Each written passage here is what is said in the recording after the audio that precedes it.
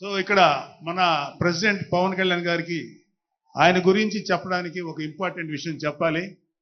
అది ఏంటంటే మొన్న ఈ మధ్యన మా అమ్మగారితో మాట్లాడుతున్నప్పుడు మా కళ్యాణ్ బాబు గురించి ఒక మాట వచ్చింది. యాక్చువల్గా ఇక్కడ నేను ఒక అన్నగా మాట్లాడకూడదు, కానీ నేను ఒక పార్టీ జనరల్ సెక్రటరీగా మాట్లాడాల్సి వచ్చినా కూడా ఒక అన్నగా ఈ ఒక్క విషయం నేను చొరవ తీసుకుని మాట్లాడాలి. సో మా అమ్మని అడిగాను, అంటే ఆవిడ నాతో చాలా ఫ్రెండ్లీగా ఉంటుంది. ఆవిడ అడిగా, ఏదో మాటల్లో వచ్చింది, అమ్మ మమ్మల్ని అంటే ఏ తల్లి అయినా ఒక ఆడతల్లి ఒక స్త్రీమూర్తి బిడ్డను కనేటప్పుడు చాలా నొప్పులు పడుతుంది, అదొక పునర్జన్మ అంటారు. అలాంటిది నేను మా అమ్మని అడిగా, నేను పుట్టినప్పుడు ఏమన్నా పెయిన్స్ అనుభవించావమ్మా అని. మా అమ్మ అంది, నువ్వు పుట్టినప్పుడు నేను అనుభవించినది పెయిన్స్ భూమి మీద ఆడది అనుభవించలేదు, అంత కష్టం పెట్టేవాడు.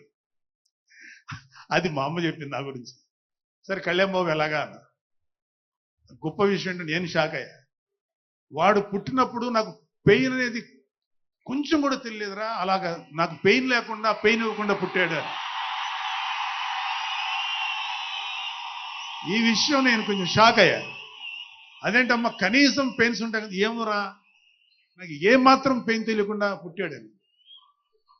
సో నేను ఏమంటానంటే, పుట్టేటప్పుడు కన్న తల్లికి కూడా ఏమాత్రం నొప్పి బాధ ఇవ్వకుండా పుట్టిన పవన్ కళ్యాణ్ లాంటోడు, అలాంటి నాయకుడు, ఈ కూటమి భాగస్వామ్యంలో ఉప ముఖ్యమంత్రిగా ఉన్న నాయకుడు ప్రజలకి ఎందుకు బాధలు రానిస్తాడు? వాళ్ళకి ఏ బాధలు కష్టాలు రాకుండా గుండెల్లో పెట్టుకుని చూసుకుంటాడు. అది మనం కళ్ళారా ఈరోజు చూస్తున్నాం. ఇప్పుడు మనం చూస్తున్నది ఆవగింజలో అరవంతు మాత్రమే. కూటమి భాగస్వామ్యంలో పవన్ కళ్యాణ్ గారి భాగస్వామ్యంలో జరుగుతున్న కూటమి ప్రభుత్వం పరిపాలన ఆవగింజలు అరశాతమే. ఇంకా చాలా ఉంది. ఇప్పుడు చూస్తుంది just tip of the iceberg. అద్భుతమైన పరిపాలన మనకు రాబోతుంది.